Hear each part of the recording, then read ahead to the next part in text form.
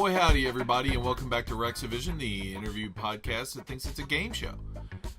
Today's episode's really special to me, and I really can't wait to introduce you to my guests. See, as part of my job as a writer and photographer and videographer for Live for Live Music and all those same things for the Spirit of Suwannee Music Park, I get to meet a lot of amazing people as I document all these concerts and music festivals. This podcast was specifically launched to share the stories of those people and the magic that they make. We've had musicians and artists on, and we will always be sharing their stories, but they get all the limelight.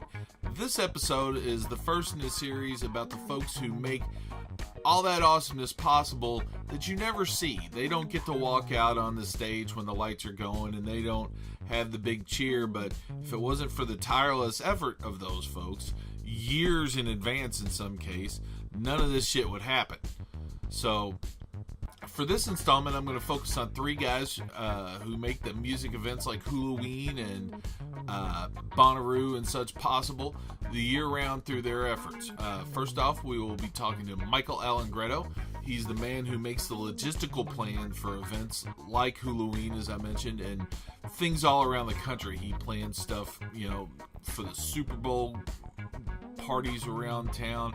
He does stuff for dozens of music festivals. He is like a guru when it comes to knowing how and when and where things should happen. Then we're going to talk to Sonny Perez, and he is the Spirit of Suwannee, home of Halloween and like 5 other events, and me. He's the site chief for the park, and he helps run this gorgeous outdoor concert venue that I'm so lucky to call home. He makes sure that the trucks get in and out with stage gear and that everything goes up and comes down smoothly, and he makes sure that the bands and all their vans and buses and equipment can get in and out during the festival. And also, he just kind of roams around this park, fixing everything for everybody who's having a big problem or a small problem. He's the ultimate go-to guy when something goes wrong. And then finally, we're going to talk to Paul Levine. He's the music mastermind promoter who, alongside several partners, makes many once-in-a-lifetime memories happen for all of us music junkies. Paul is a brain that cannot be compared to generally in the music world when it comes to putting shows together. But before we get started, I want to make a little warning. There are a couple times you're going to need to adjust your audio throughout the podcast. I've been working really hard on getting everything consistent sound-wise. This is clearly a new passion for me, and sound recording is something I do quite often when it comes to super loud concerts, but recording people talking and making it so that it sounds good on a podcast is maybe just a smidge outside of my original skill set, and I'm getting there, and I just bought some new gear to make everything sound better. Sonny's interview that you'll hear in this program is recorded with the new gear, but it was kind of the first thing I did with it, so I'm a little lower than he is. We're trying to get everybody sounding good so you don't have to do any kind of volume adjustment or anything throughout the program, but the interview with Paul, I have to say, I've been working on it and trying to fix it, and it's just beyond my skills, but we're going to run it anyway. I've got him up, but there's some wind issues. We recorded it outside here at the amphitheater. I wanted to do it there because that's a place where Paul has made so many magic memories for me, and quite honestly, he and I have stood there silently next to each other while incredible shows have gone on, because you can't really talk while you're in a photo pit, and if you can, you probably are doing it wrong.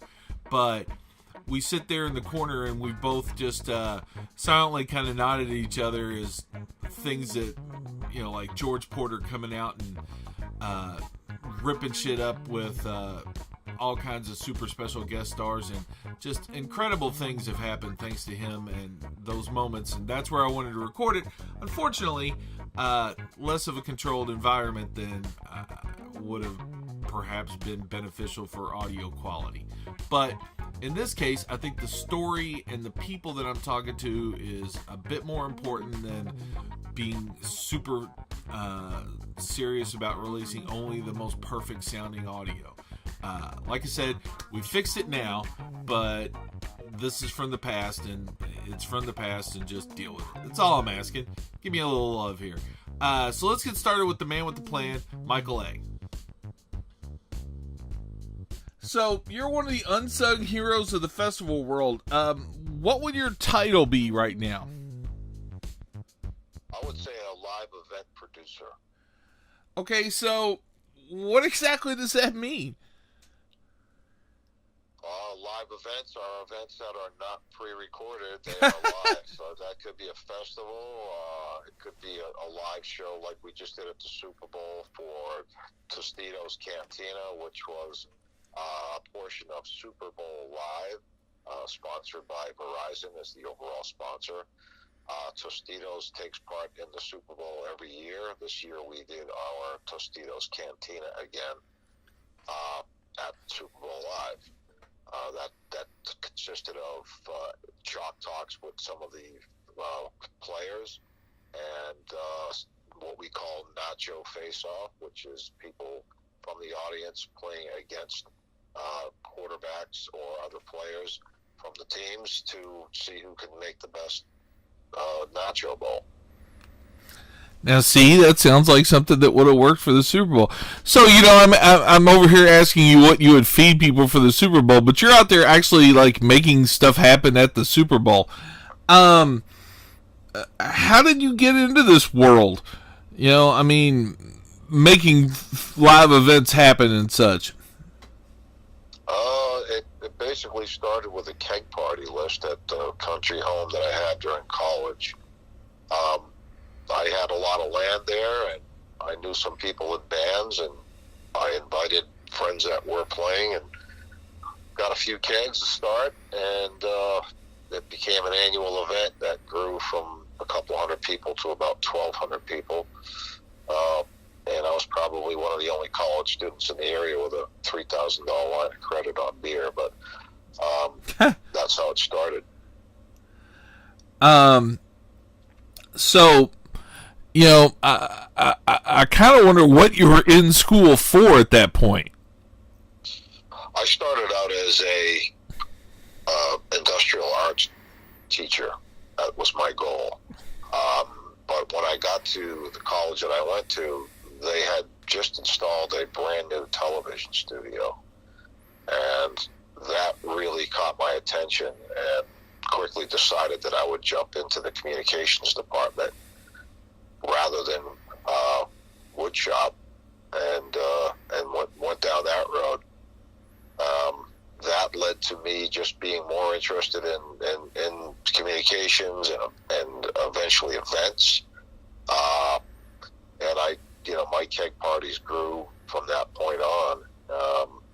And I had actually had someone that was on one of my guest lists that was producing larger events and invited me to work with them to make that next step. So you got taken under somebody's wing, is what you're saying? Pretty much. David Whirland from Great Northeast Productions, who produced all of the early Phish festivals, starting with the Clifford Ball of Plattsburgh, New York, and moving on, wrapped it up at Coventry in Vermont, 2004. Now, I understand this is something I kind of heard from more than one person, that you ended up being considered sort of the mayor of Clifford Ball. Is that right? That's what they said in the early days, yeah. There was no other real title other than campground manager. Unofficially the mayor. Now, did you run for that position of mayor, or did you just get the title because you were doing so well? I think it was just an offhanded title. It really wasn't anything official. It was just considered, yeah, you're the mayor. See, I take mayorships of music festivals really seriously. That's why I ask. I understand that. It was a little different back in the beginning. Yeah, you lucky people at the start. How many of the Phish festivals did you end up working? I believe there were 7 of them. I can name them. We'll go through the count. With would be Clifford Ball, the Great Went, Oswego, New Year's Eve in Florida, which was at Big Cypress. Then we did it in 2003 and wrapped it up with Coventry 2004. So maybe my count's off there. Now, what a lot of people don't know is that when Phish sort of took their first hiatus and bowed out on us, a lot, the way I understand it at least, a lot of the folks who were putting on Phish's festivals went on to sort of create Bonnaroo. Is that basically right? Well, actually, the guys who started Bonnaroo were out of Tulane University in New Orleans, and they had called the Great Northeast office to find out more about who had produced the Phish festivals. And they got a hold of Rob Napier, who was working with Great Northeast at the time, and he ended up heading up that project for Bonnaroo. Now, were you there for the first Roo? Were you there when it all started? I was there. I was Center Roo coordinator the first year. I had a minimal role in the first year. Really, it was just Center Roo coordinator. I was not too heavily involved in the early planning of it. I got plugged into a role during the event. So we can't really blame you for the traffic jam on the way in, I guess, then, is what you're saying. No, I don't think so. Wasn't involved in that, and that was obviously a learning curve for everybody, as these large events can be, especially in the earlier ones of that size. And a lot was learned at that event, and moved on from there. You know, it's the scale of some of these events that you're a part of, like, you know, the Super Bowl. How many hundreds of thousands? I mean, you know, you have to bring in all that equipment, get it all set up, and oversee all that in the middle of, you know, hundreds of thousands of people. How do you even begin planning something like that? Like any other event, you get the basics down first, and get your production vendors. And, you know, what I do is a very small part of the Super Bowl as a large, as the overall event. We do a supporting role, and we are at Super Bowl Live. This time wasn't even really near the stadium, a couple blocks away, but it's an open and free experience for everybody to come to the Super Bowl. And as a satellite sort of setup. So it's not quite as hectic as other portions of the event can be, but there's definitely a lot of planning that goes into it. There are several event planners involved at that event. So, and again, one last thing about some of the folks you work with. I noticed you also work with Cloud9 and help plan all their tropical getaways. The planning parties and the site visits for those festivals must be kind of a pain in your butt, having to run to all these tropical locations. Well, it's part of the deal, and it's not always as exotic as it seems. Many boardrooms and conference rooms around the country are the same as they are in the Caribbean. So you're under fluorescent lights the majority of the time. It's just a site visit, but it does give you a chance to get out and see a little more, and get to meet face to face with the people you're going to be working with. It's not really a pain, as you mentioned. So by the time an actual event rolls around, how much is left for you to do? How hands-on are you during an actual festival or one of these things that you plan in advance? I'm very hands-on. I pretty much am everywhere at the event. I get around so I can check in with all of my departments and be sure that everybody's on point. I hire the best. As I said, they make me look good. But I do get out there and check in with my departments and tweak things as needed in the field. Now, I've been working in this field for a good solid decade now, and the entire time I've been doing this, I've had everybody tell me that you were literally the best at what you do. And, I try and pay attention and all that stuff, and the thing I noticed about you is you're kind of a ghost. You seem to float through every place I'm at a festival and float in and out. Are you actively solving all these problems, or are you just sort of nodding at everybody and making sure they know you're around? It's actually a little bit of both. I mean, the planning in the beginning helps to alleviate problems, and my goal and job is to go around and be sure that everybody is where they need to be, and everybody does what they said they were going to do in the advance, and things should be working smoothly. Essentially, my job isn't really finished after the advance, but the people that I put in place, I put a lot on them to be able to perform their jobs as needed, and I don't micromanage them. Now, you've shown a real talent for it, putting these events together. What's the satisfaction moment for you like? When do you know that you've done your job right? Is it the minute something ends? Is it watching the wheels turn perfectly during the event? I think it's watching the wheels turn and just seeing smiles on people's faces and knowing that, what you put together worked, whether that be a special effect or a special moment, a gag, say, at Halloween, whatever it is, the audience, the cheers from the audience, whatever, the ambience of just being there and watching the smiles on faces is well worth it.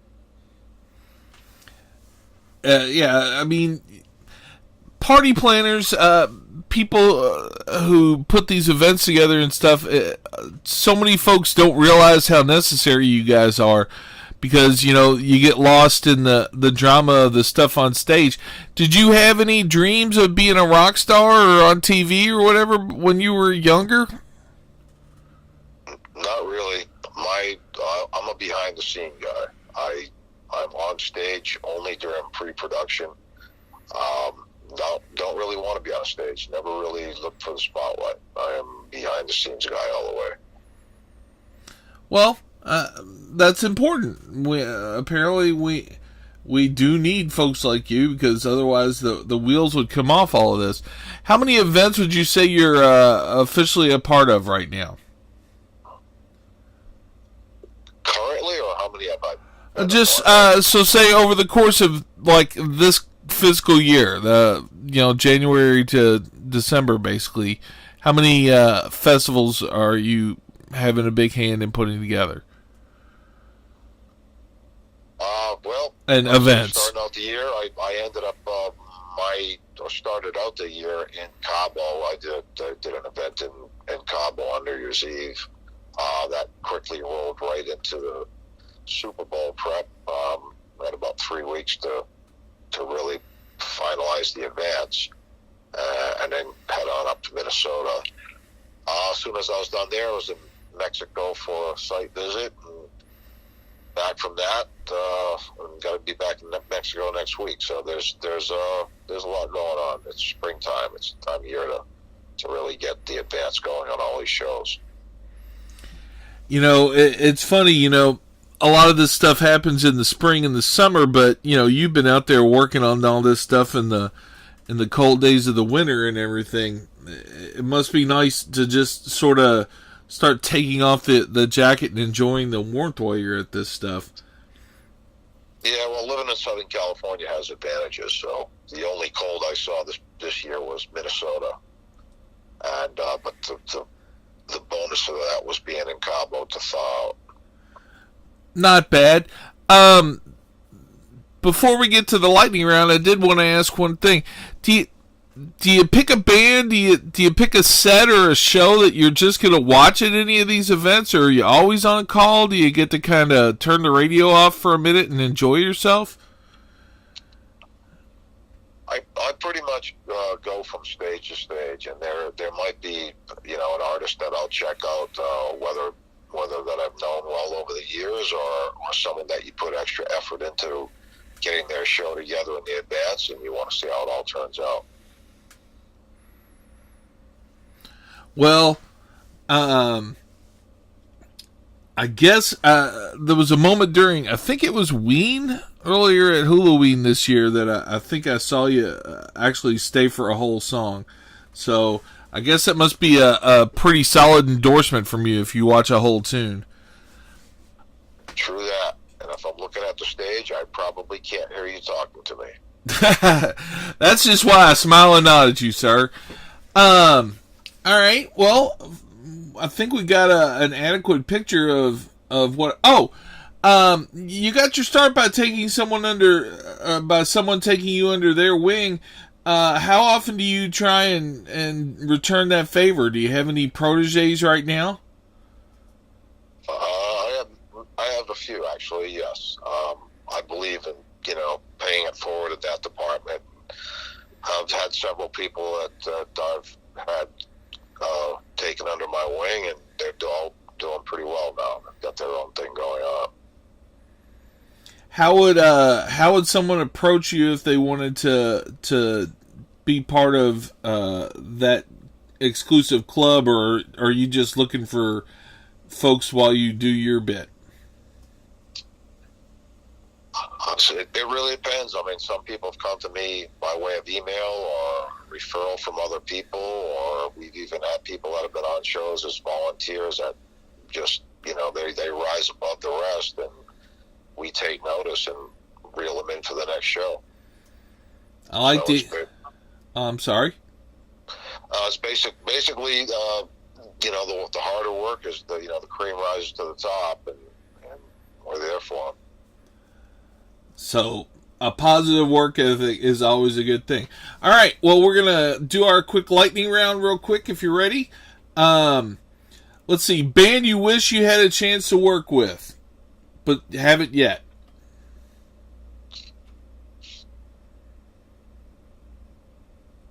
Bob Marley. It's a pretty solid call. If you could throw one anywhere, what's your craziest dream place to throw a festival? Strawberry Fields, Jamaica. I'm sensing a strong theme. Let's see. Most important non-music related thing every festival needs. Gold Bond. Yeah, that was some of the most useful information ever. Well, sir, thanks for doing what you do. Thanks for giving me a chance to point you out to folks, even though I know you like to be behind the scenes. And I'd like to take a chance to speak for everybody and say thank you. Thank you for what you do. You make a lot of lives happier with your efforts. Thanks for having me, Rex. Appreciate it. All right, hang on the phone for just a second, sir.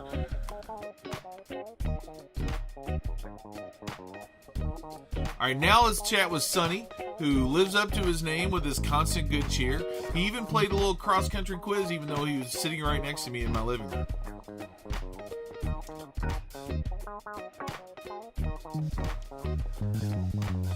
All right, Sonny, are you ready to play cross-country quiz? Sure, I'm ready to go.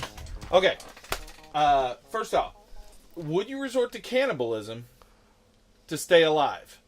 And before you make your decision, let me just say you're out in the woods, there's a body at your feet, you're starving to death, you've got a little skillet and fire, the person died of natural causes, and you know the meat is not tainted. People just keep trying to weasel out of the situation, so I like to make it as... You've got a knife and all that stuff. Right, I'm ready to go. But you are, like, inches from death. So I'm inches from death. I mean, you're about to die if you don't eat something. Okay, yeah, pretty much I'd probably resort to cannibalism.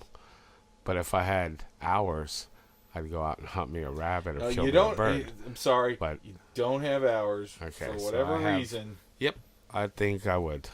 All right. First of all, I like to know that kind of stuff about my friends. Yeah, watch it, because it'll be a big meal. Next, I know. Trust me. I'm trying to be a smaller meal, but I am definitely.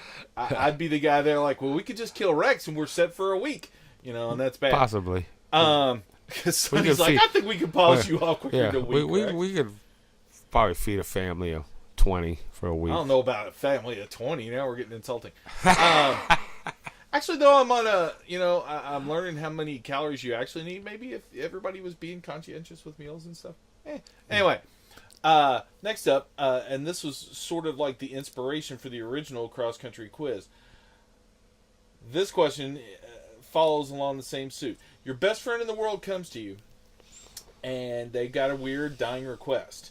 They're dying, and what they'd really like to do is for a small part of them to be removed, cooked, and then shared and eaten amongst a circle of their best friends. This is one of your best friends in the world. You've known him forever. Would you eat a little bit of your friend as their dying request? No.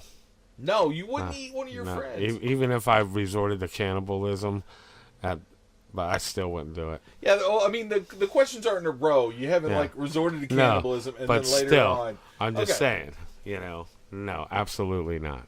Okay, well, Sonny, thanks for playing Cross Country Quiz. We'll talk to you soon. Yep, see you soon.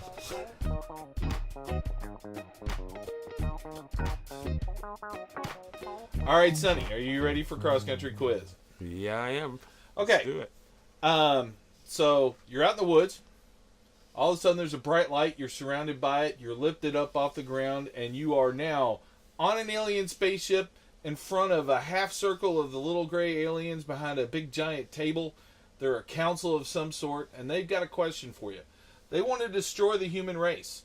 They don't think we're doing much of anything, and they want you to give 5 examples of human culture to prove them wrong. What have we done? Give us 5 examples, 5 achievements, 5 people, 5 whatever that make us worth surviving. I don't know. Shoot. I don't feel that we're that bad of a society that they should make a decision that we should die. But we've come a long ways. We have great technology now. We feed people all over the world. You would say our technology. We educate our children. We help the poor. I don't know. So. You just listed humanity's charitable aspects. You listed our urge to educate each other and to pass on knowledge. Mm-hmm. And you also talked about the just continual upgrading and building on technology. So that's 3 things. Right. You got 2 more for us? Maybe they'll go, well, they're giving us a chance here, dude. That they're grabbing a couple of people at random and they're saying, hey, what do y'all got? I don't know. I can't say. Well, you've done well so far. You've got 3 fairly good points. I don't know. I mean, little gray finger over a button. We've tried to reunite and have world peace. We've, I don't know. We've tried to save the earth. We've already beat it up enough to where we're trying to save what we have left, our resources, and. I don't know. We're noticing that we have problems and are attempting to correct our errors. That's a really good thing. Pretty much. If you're trying to defend us, that's a really good thing. It's like, hey, we might have fucked up, but we're trying to fix it. But we're trying to fix it. Okay, last one. Anything besides the 4 wonderful points you've raised? See, this game might seem weird, but it's actually a little more... It's pretty interesting. I mean, I don't know. I guess we really don't deserve to get destroyed. I mean, we have built all this, all these communities and all these families, and not everybody needs to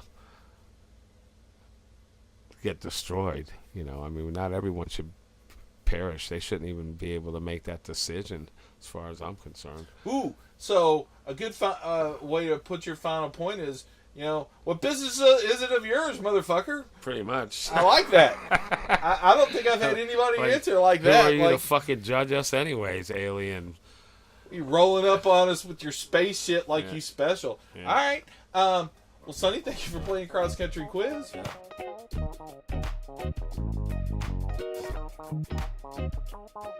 All right. Now, we're here with a very good friend of mine. But as usual, I make everybody introduce themselves so I don't screw up their names. You are Sonny Perez. All right. Sonny, one of the questions I like to start with because my memory sucks is, how did we meet? Oh, well, we met years ago at, well, obviously it was at a festival. I think we met at the Suwannee, actually. It's pretty much where I first met you. Ah. Suwannee Music Park. I think a good number of my friends will be answering. I think we met at Suwannee. I was obviously here to cover an event of some sort, but why were you here, sir? I am I was the site operator for pretty much every festival here at the Spirit of the Suwannee Music Park. It could have been a Bear Creek, could have been a Suwannee, but yeah, that's what my title is. I pretty much build all the site here at the Suwannee.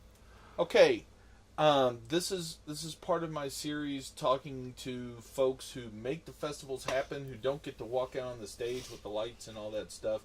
Now, you say you build the site. It's pretty general. So normally I ask folks when they get here to start working for a festival before it starts, but you actually just kind of live next door, right? Right, pretty much, yeah. On this side I do. It's a lot of advancing. I spend a lot of my time, negotiating deals, building timelines, and then as we get to our timeline, we start, putting in fencing, bike racks, stages come in, production comes in, trucks come in, tents come in, vendors come in, pretty much building this little city, putting a little city together, but with a lot of advanced work. I would say my work 60% is advanced and 40% is watching it hit the ground and putting it together and watching it flow. Now, you do this for a lot of other venues, but not venues perhaps, but you do stuff with other companies. You do other tours and stuff, but you do a lot of work here at Suwannee. I mean, you basically do everything we have here, right? Yeah, pretty much. I live here, so I pretty much do every major event. We have music here every week, but I do all the shows over, let's say, 2,500 people. Where we use our staging, where we go into the field and use our stages. So you've probably gotten pretty sort of used to where everything is here, or everything. You would know the area like the back of your hand. Yeah. It's we got our resources. Every festival, every year it's the same layout. We might add some things, change it a little bit, but pretty much it's just flipping every year. A lot of the advanced work, and unless we add a stage or something, but yeah, pretty much just planning. Since mentioning the biggest festival here gets me a bump, and I can be like, we talked about Halloween. I believe you do the same thing for Halloween as well. Yeah, correct. Yeah, See, that's all I need. Yeah, that's a year project for me. I can technically say we talk about Halloween. So what's that like logistically, packing in like 20,000 plus people in here? It's it was a learning curve. Year 3, when we got hit with 20, something people. We knew it was happening. We knew it was coming up. We built some roads from other parts of the property where it makes it easier, a shorter walk for folks. We cut roads to the woods, and we added some stages, and now we've grown to the point where now there's walk paths all through the venue, signage, everything. It's been a challenge, but it's been I like challenges, and I like to see. I can look at things and see what I'm going to do next year or the next show to make it safer, or make a better experience for our patrons.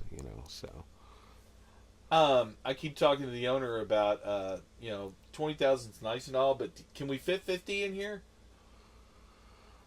It'd be a, I would say we could, but the problem is, where do we put, 50,000 people in our field? We might have a field on the other side of the property that we could build a festival where we can put 50, because we have such a variety we have so many roads here and so many different ways of making it flow. But the problem is, you have to have more than 3 stages, because you can't have, I really don't have a place right now to put 50,000 people in a field with a band playing. Okay, but it could be done. So, see, that's all I'm looking for right now to start with is, but it could be done. Cause nothing's impossible. I mean, there's ways of doing it. It's just a lot of planning, and we do have a piece of property here that we could probably, I'm not saying 50, but we can get close to that number. Now, how many people would you say you have? Like, do you have like a team? Do you have like a? For hula, I have an operations team of 8 guys. I also have a operation team in Spirit Lake, which is, I overlook it, but it's totally separate. I have a lead guy there that works with Andrew Carroll and the Spirit Lake folks, and it's kind of like, my contact guy, so because I can't be everywhere. But I have a quartermaster team, so I have a big, I have probably about 15, 20 people, in different departments, but they're all in the operations, they're all in the site operations crew. And, I'm sure a lot of festival goers think about the fact that, it must have took a lot of effort to put in there, but just the raw amount of man hours. I mean, if you've got 15 people under you and some of those folks have people under them and there's another whole team, I mean, you're looking at easily, 150 people total in a production staff putting together a big event like that. Yeah, it's at least 150. Our production crew's big. We have 5 stages, and man hours for this show has gotten to the point that it's a year. I work on the show every day. Every single day, I'm working with Paul or somebody or Sierra, and we are just prepping for the year. But it's the festival's gotten that big to where it's a yearly, effort, for a lot of folks, in the company. But once we get close, it's 150 between, and just our part of just our staff between production and operations and VIP staff, which we got a wonderful VIP program, runners, security. So it's a lot to put together, Now, but you're also here for the smaller things, like you're here for the Roots Revival and all that stuff. Mm-hmm. I always see, my impression of you during festivals is we wave at each other as you're driving by to go solve another problem, and then every once in a while you stop and ask me if I'm doing okay to apparently see if I have any problems that need help with. Yeah. Do you ever get to enjoy any music? Yeah, I'm a closet music enjoyer. If I get a chance, I sneak up there and usually try to catch a set of like Humphreys or something. But of course, I get into the 3rd song of the set and the radio goes off. But yes, and I do.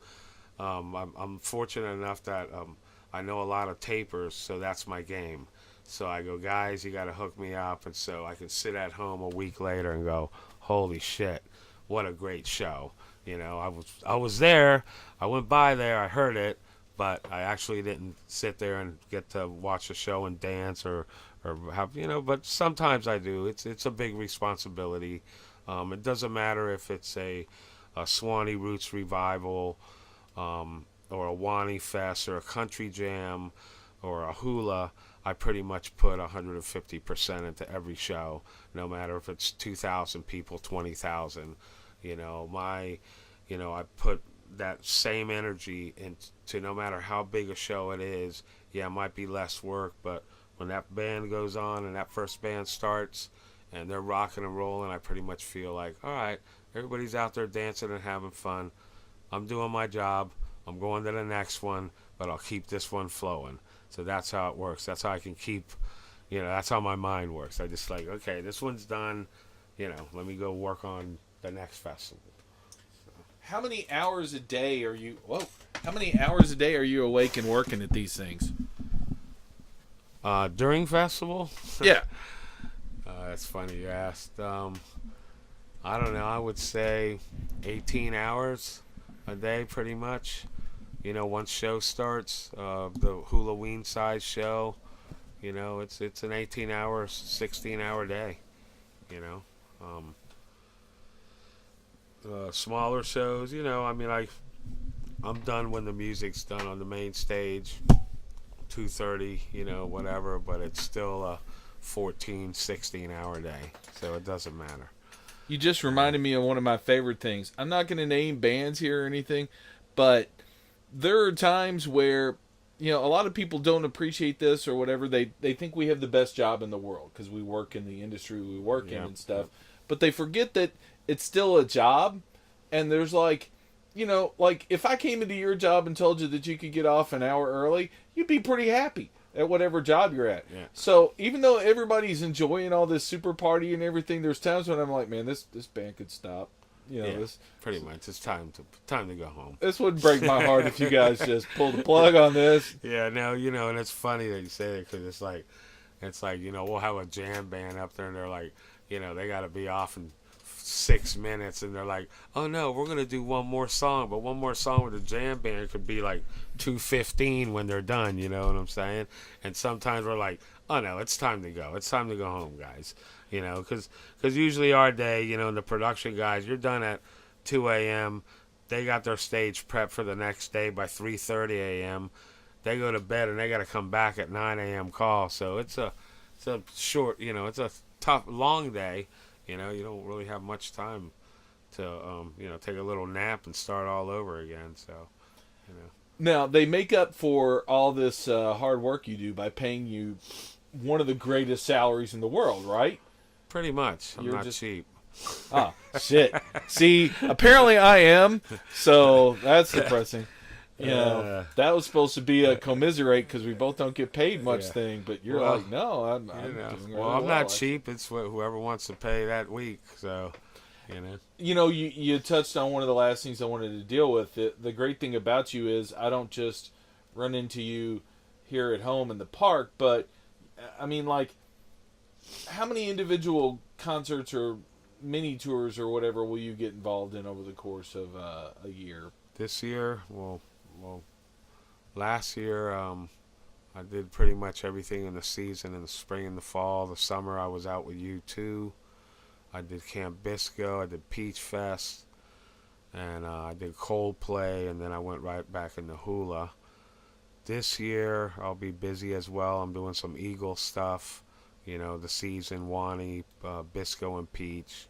So I keep busy. I'm building those big stadium builds with U2 and Coldplay. It's 60,000 people. 10-day build on the structure. So it's a lot of work, a lot of responsibility. What I'm realizing now is the difference in the reason that I'm so much cheaper than you are, because you have like way more useful skills than I do. So I'm like, I couldn't do that. Oh, well, maybe they should pay him more. That sounds valid. Yeah. There's not, by the way, for the record, there's not a lot of people out there who's just ready to admit that kind of stuff. Why don't I get paid the same as him? Because he knows a lot more shit than you do. Yeah. Oh, yeah. Valid. We need more of that in the world. Do you have a favorite place here in the park? Yeah, I love the river. I pretty much spend, it's pretty funny, I spend my time on my boat when the river's up, and I usually work on the river. So with our new technology, I could be fishing. I get an email, I can answer it. It's great, but my favorite part, I love this place. I've been here 20-something years. I've put my whole life into it, and it's not perfect by any means, but it's a spiritual place, and I think this is where I, where God wanted me to, do my thing. But yeah, there's a lot of places in the park. I love everywhere in the park, but my favorite part is being on the river. You know, that's my like therapy. You know, I can just get away and just float down, and no traffic, no nothing. You know, just fishing. And do you ever jet down there during a fest? Do you ever just be like, I'm taking 30 minutes and just roll out there? No. I mean, very rarely I'll go down to the river. Usually I'm making my runs, making sure everybody's okay, you know, and checking on my team. And I think at Purple Hatters Ball we're actually going to have a stage down at the river. That sounds like something Sonny should be down there to keep an eye on. Yeah, I wanted to get the stage manager gig on that, but Paul wouldn't give it to me because he figured I'd be hanging out down there the whole time. But no, yeah, we've done that in the past, and that's going to be fun. It's probably going to be very hot by the end of May here, so it's a good place to have it. You know, where we're shortening up the days of the festival, and it should be a good time. Well, Sonny, thanks for popping in. Thanks for chatting. This is a very rare not on the phone. And we're finishing this at exactly 4:20. So Yep. we might have to do some off-air conversating. But anyway, thanks for coming by. I was looking at him. I looked over and started laughing. Thanks for having me, Rex. It's been a long time, and I appreciate the opportunity. Sweet. And keep doing what you do, brother. You got it, brother. Thank you. Now, finally, here's Paul Levine. Like I said, I feel sad that the audio quality doesn't do him justice because he's done so much to make quality audio for us. The man is a literal sonic guru whose music taste is really second to none. So many of my favorite live music memories were brought to life by his ideas, and I and a lot of you will always be in his debt.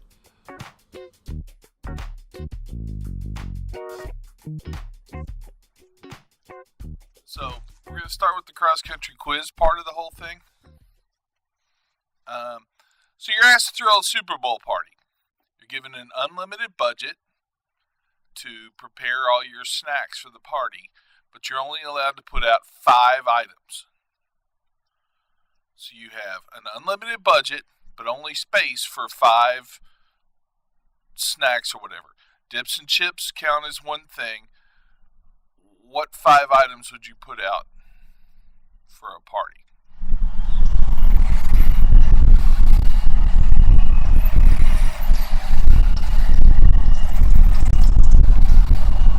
He's got his face crunched up, folks.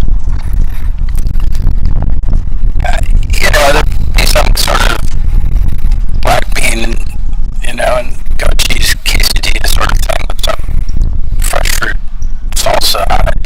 You have to think about your vegetarian friends, don't you? I mean, if you have enough of them, yes.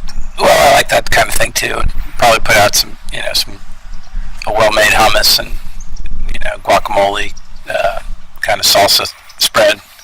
That would contribute to that side of the equation as well. So now you've thrown 2 bones out to the vegetarian and vegan folks. Well, it's a long night. You don't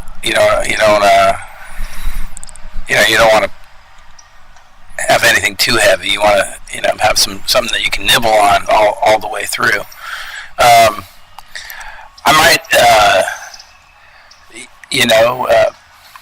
work on some spare ribs would be nice there. Kind of a nice dry rub. Rib would be nice. Really cook for a long time. Extremely tender. Maybe with a sauce if you want it, but you don't really need the sauce, do you? I'm a sauce guy, but a good dry rub, that's good enough for me quite often, but It's optional. If you want it, you can have it.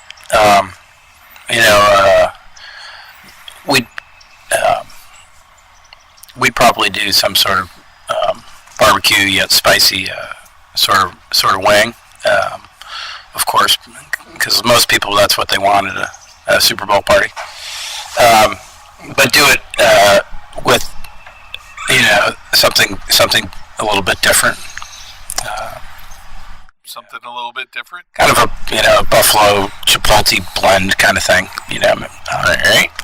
I think that's 4. 4, and You're tied with stuff for the people with the pointy teeth and stuff for the people who could gum their way through it if they needed to. you have to include a dessert. You don't have to include anything. You could serve these people nothing and pocket the money. I mean, it's just cross-country quiz. I don't know. You probably a nice salad, maybe a good homemade Caesar salad. That would be fantastic. Okay, so we're done with the weird cross-country quiz portion of the interview. First of all, let's establish some stuff. Let's give the folks your bona fides a little bit. When did you throw your first show? What constitutes a show? I would say, when did you first pay a band to come to a place to do a thing for you musically? In college. In college, I somehow convinced a couple of fraternities to give me a few $100 a piece to organize a few bands on a farm nearby the campus, where we held a series of farmhouse parties, and people liked them. I don't really know how that got going. I always had a passion for music, kind of stemming from seeing lots of Grateful Dead concerts. So I'd sit around my college dorm room trying to figure out how to get the Grateful Dead to come play Lehigh University. Did that ever work out? They did play Lehigh University, but it was before I was there. Damn it. Born too late. Just to let everybody know, over the course of your career of booking shows and helping to put things on, you've managed to bring in, I think, all the living members of the Dead, or most of them, for events that you've done? No, that's not accurate. Uh-oh. I worked with Bob Weir before, and we've had shows here at the park. The Suwannee Festival is a show that we host here at the park, but it's not a show I help produce. They've had Phil's coming this year. That Billy's been there. Well, you had the 7 Walkers at Bear Creek, didn't you? We had the 7 Walkers at Magfest, and I think at that time I was helping out to some degree on that. So yes, I think it's accurate to say I've worked with Billy before, but hope to work with all of them in the future if that's possible. So back to your bona fides. Those parties in the barn, they probably weren't official enough for this. What was the first actual festival you threw or had a hand in? First festival I had a hand in throwing was when I moved to Aspen in 92, 93, that winter. You moved to Colorado in the winter? Yeah, for the ski season. All right. People who like to ski, that's a great time to go to Colorado. I guess that does make sense. It would be easier then, at least. Yes. In fact, a lot of the migration to Colorado, a lot of the expansion of that culture certainly came out of people moving out there because they wanted to ski. And then it just so happened that people figured out that it was nicer out there even in the summer, and the fly fishing and kayaking and all those industries really sprouted up. And anyways, I digress. Where were we? I believe we were talking about Colorado. The first festival. I moved to Colorado and we opened up a little bar and restaurant, and we had music, and we shut down the parking lot next door to us at the bank and had a little festival block party. So that was almost a festival. The first real festival was the Aspen Harmony Festival in '97 at Buttermilk Mountain. It was put on by the little bar that I was a part of, or cafe, whatever you want to call it. and we did a show on the side of Buttermilk Mountain, and I think the first year was String Cheese Incident, Leftover Salmon, Sherry Jackson Band, maybe a couple of local bands. That's not a bad one, too, for your first, headliners is String Cheese and Leftovers. If you were throwing a party like today, that would be a pretty good... Well, it was pretty good back then, but keep in mind it was 97. String Cheese had not exploded at that point. It was starting to happen. They were, but that was kind of at the time when they were starting to really take off. And same thing for Leftover. So it was, I mean, that's a neat part of being older, of course, is having the perspective to remember some of your favorite bands when they were kids. Probably pretty good for banking favors with those guys, too. Well, we do have Halloween here at the park. Somehow that may have played into it. I was planning on touching on the Halloween thing here in a minute. We'll go ahead and wait for that. So you say here in the park, for the record, as I mentioned in the introduction, we're in the Suwannee Park. You like this place so much, I believe you live here. I do live here. What makes Live Oak, Florida, and the Spirit of Suwannee the place that you want to hang your hat?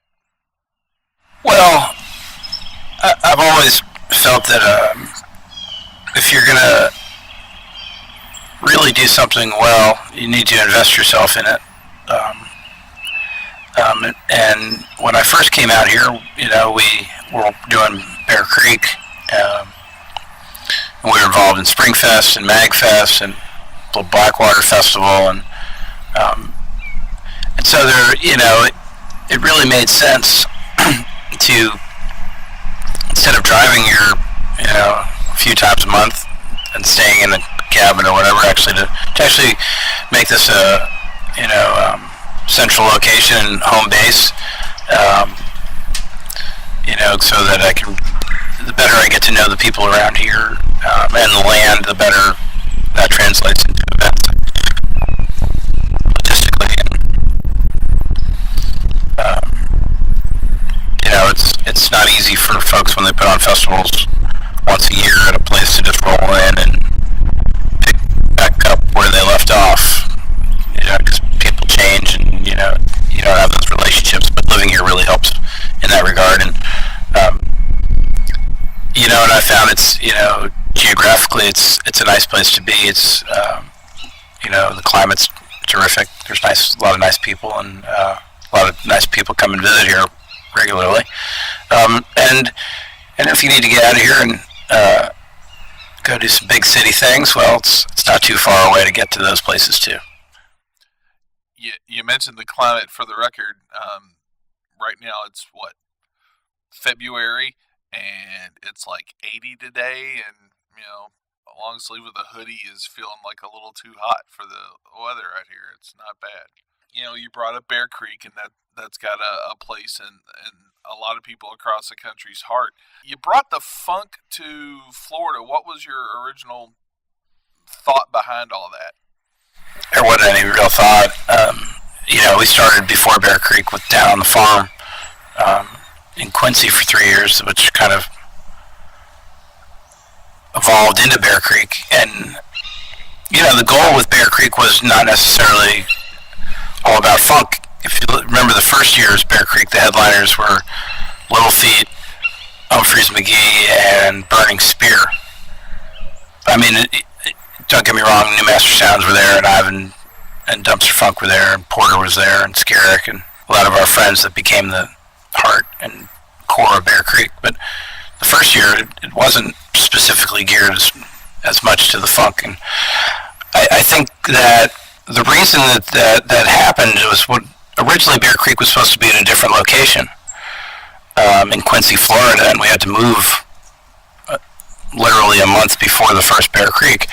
And when we were in Quincy, we were able to be a more well-rounded event. But when we got here to the Spirit of the Suwannee and decided to stay here, well, our good friends MagFest were 3 weeks earlier than Bear Creek, and we made a conscious decision to not book Americana acts, except for maybe one. We had Neander Mountain String Band one year. It was an anomaly, actually, for Bear Creek, but we did it. And then after that, we never did again. And we were trying to be good neighbors. But through that process,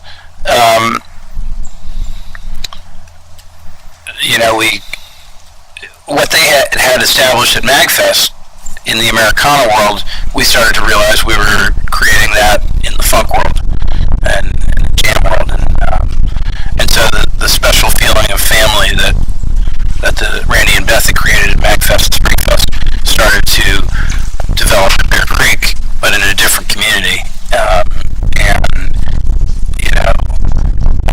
magic that started happening here at the festival was easy to feel, and was incredibly warm.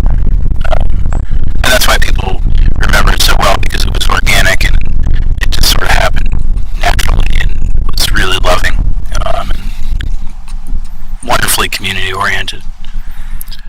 Now, you mentioned how fondly Bear Creek is remembered. That's when I met you, and it's when I started hearing sort of the legend of Paul, and that kind of goes that you're one of the best at two things. You make lineups for festivals and stuff better than pretty much anybody out there, and you also inspire more loyalty in the people that work with you than most anybody here. It's not a competition per se, but let's just say that there are people out there who will fall on the sword for you. Starting with the lineups, do you have some sort of special trick? Do you acknowledge that skill in yourself? I don't know. I've always tried to book lineups that I thought would be fun to go to, and so I'm lucky that some folks share my taste.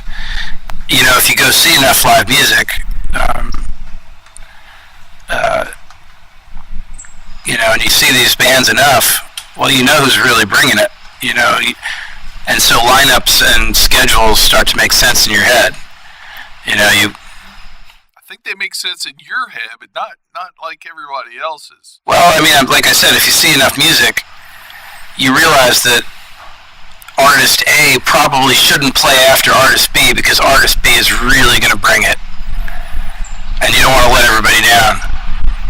You want to keep going up, or depending on what you're doing. Like sometimes the strategy is, okay, it's time to bring everybody down. Mellow them out or whatever. But those kinds of things, maybe that's not the way everybody thinks, but that's just kind of how it. Things always laid out in my head. And now as I get older, understanding that my taste is not what everyone else's taste, I communicate with lots of people, and whose taste I respect and don't necessarily always see eye to eye with, and got to pay attention to what they think too, and then try to see what they're saying and hear that music and see how it'll blend in and try to do the same thing, make it make sense. You don't just throw it out there, and there should be a cohesion and a flow to scheduling and the lineups and things. There's lots of lineups out there that just don't make any sense. They just said, okay, we have to book a country band.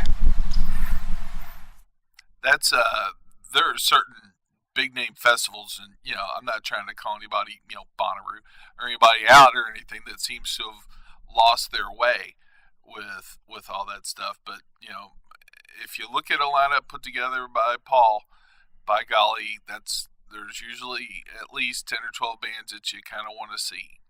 That's I don't think Bonnaroo's lost their way. I just think they maybe have a different way. Bonnaroo plays an incredible role in my success or anybody's success. They've brought new people into the festival market year after year that eventually spread out and catch the festival bug and then discover what their niche is, and so I have a lot of appreciation for what they do, and let's be honest, if you went out there, Rex, I'm sure you could find some music you enjoyed. I'll be there in a couple of months. And I will find, hell, I'm looking forward to Eminem. That's going to be pretty cool. I don't care what anybody says. It's going to be a little weird, but... Yeah. So now let's talk about, it sounded just now like you're using sort of a big picture perspective on the whole thing. Let's talk about that loyalty, though. Do you have, like, a trick? Do you have any advice for folks on how to keep working with the same people? Because there are people who literally here in this park go through hell to take care of whatever Paul needs. I come from a hospitality background, restaurant business background.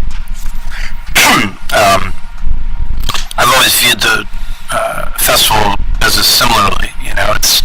It's a hospitality business first. It's music business it is music business, but it's way more than that.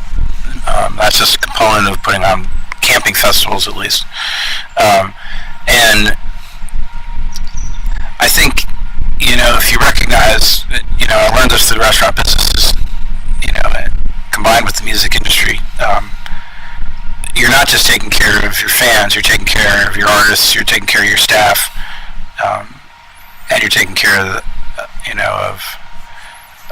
the guests and the vendors and the volunteers and everybody that's contributing to making an event happen. So you have to take all of their needs into consideration, and at the very least empathize with their situation, because lots of people at festivals, by the end of the weekend are like, well,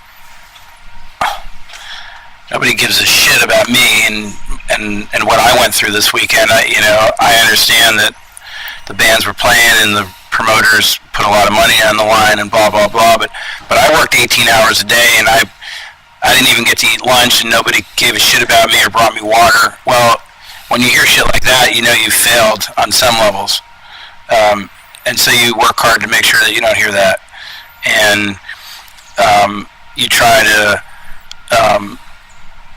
let the people that are working and the vendors and the volunteers and those people, whenever you can, know that you appreciate what they're doing to contribute, and that that they're equally a part of what's going on as anybody else.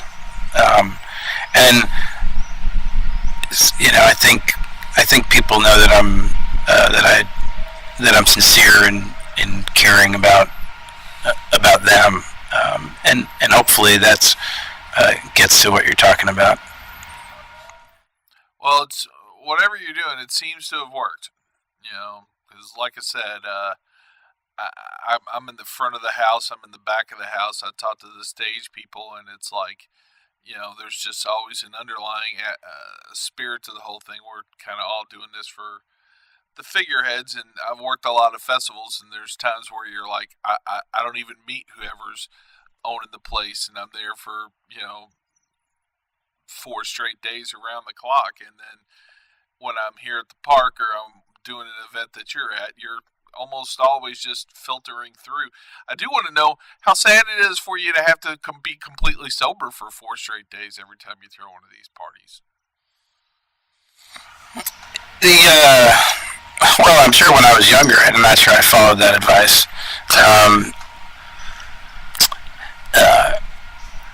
And it's such a rush to see people having such an incredible time, and to hear great music, and to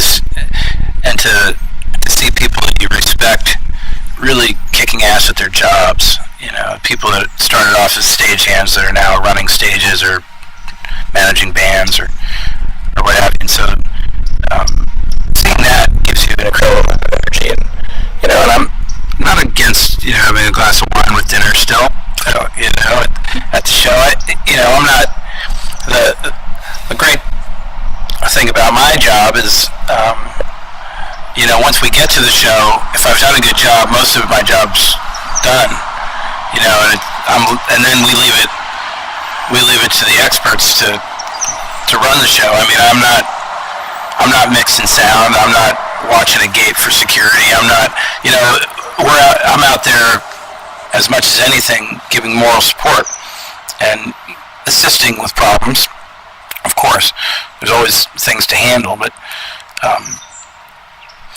a perfectly executed show from my perspective is my radio never rings, and and I can be out here being a great host, to the guests and to the artists and to the staff and to everybody, just to be helpful and to be hospitable.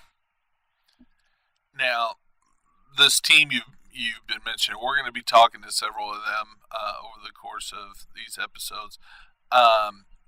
You've got a few helpers, but you finally got just a monster runaway hit on your hands as well with a festival you throw here every year, the Halloween weekend called Halloween, again with String Cheese Incident, who was there for your first one. What's it feel like to see the park just completely sell out a place that holds 25,000 people, a couple of years in a row now? Last year was the first time it sold out, but we've been getting closer for the last 3 years. It's very gratifying to watch that happen, and the great thing about Halloween is it shows the park in a different light than any other event that's ever been here has done, and that's not to speak negatively of the other events. It's just that it's different, and at a place like this where there's been so many incredible events and continues to be so many incredible events, to have something that's unique here is really wonderful. And again, I'm not saying all the events are like each other, but just to do something really special and really unique is tricky out here, and I think Halloween certainly fits that bill. It's also wonderful that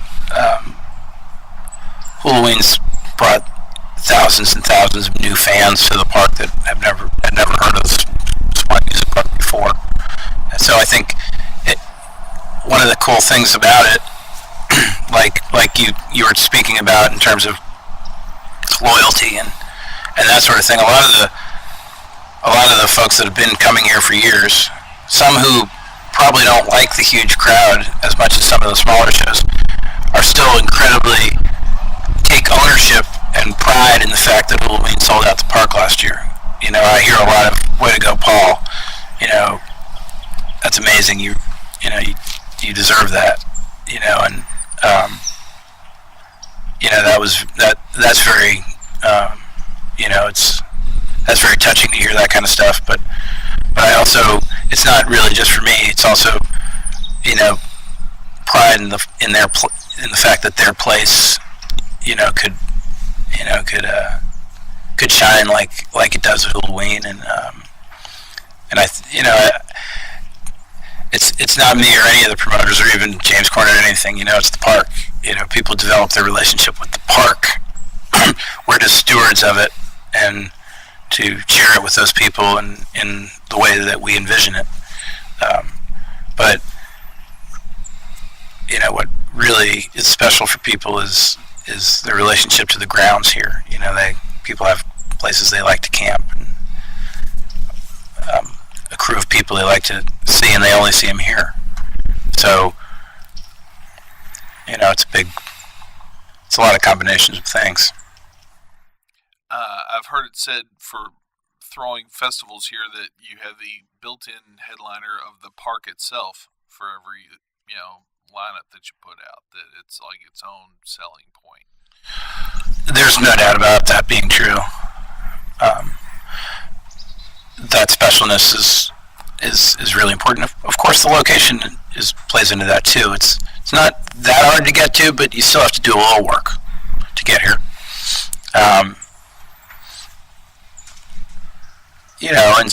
And so because of that, the folks that, at least for the first time, it takes a commitment, and it usually kind of helps weed out some of the folks that probably wouldn't be the best music fans anyway. We got one more before the lightning round. Again, in the intro, I mentioned a little bit about the story of Rachel and the Purple Headers Ball. But what inspired you at first to bring the Purple Headers Ball together?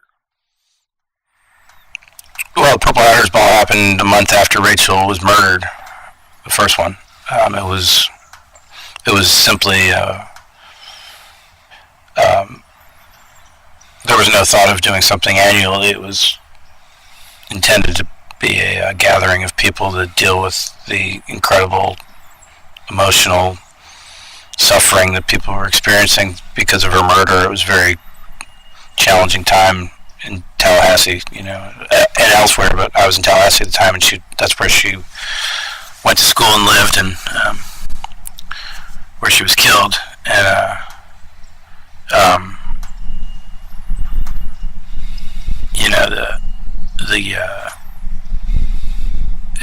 And it wasn't special to the Purple Hatters Ball, but bringing people together to deal with tragedy and pain through music, has always made the most sense to me. Music does a lot to bring people together and do things that words can't. And so the first Purple Hatters Ball was just a big hug for everybody. Well, that hug has lasted a while. Yeah, I know we got to get you to the doctor, but before we let you out of here, we're going to dive into the lightning round real quick. Are you ready? Yeah, sure. You're kind of a funk guy, so we're going to do the funk lightning round stuff. Okay, get on up or get down, get down. You got to get up to get down. It's kind of waffly. Which is your good foot? Definitely my right foot. Yeah, it sounds like you're right. If you have to ask, you'll never know. Or if you don't know, you better ask somebody. If you have to ask, you'll never know. Or if you don't know, you better ask somebody. Which is it? Probably the first one. If you have to ask, you'll never know. Last one. Are we having a Purple Headers Ball this year? Yes. All right. Can you tell us what it'll be? Soon. Why is it promoters' favorite words is soon and maybe? Contracts. Oh, that's actually a pretty good, valid answer. Well, we'll let it go on contracts. Thanks, Paul. I'm going to bug you to be on this thing more than once, so I'm letting you off easy today. Thank you. We got to let you go to the doctor. Have a great day. Thank you, Paul, for coming in and chatting with us a little bit. Regular checkup. Huh? Just a regular check. All right. I want to sit here for a half second. Okay, so there we go. That was the first part of my behind-the-scenes series, and what a trio of heavy hitters to start it off with. Those guys have their fingerprints on the dreams and memories of music fans around the world, and I'm so happy to try and give them their due, and that they let me do that. Tomorrow we're going to talk to some of the folks who twist the knobs in the dark so that you can see and hear your favorite bands, and one guy who makes sure that those bands have those brown M&Ms and the rest that they need to put on these killer shows. Thanks as always to Steven Swatkins for the cool tunes you hear bubbling in the background, and remember, we're all in this together, so we might as well do what we can to make the ride more enjoyable for everybody as we go.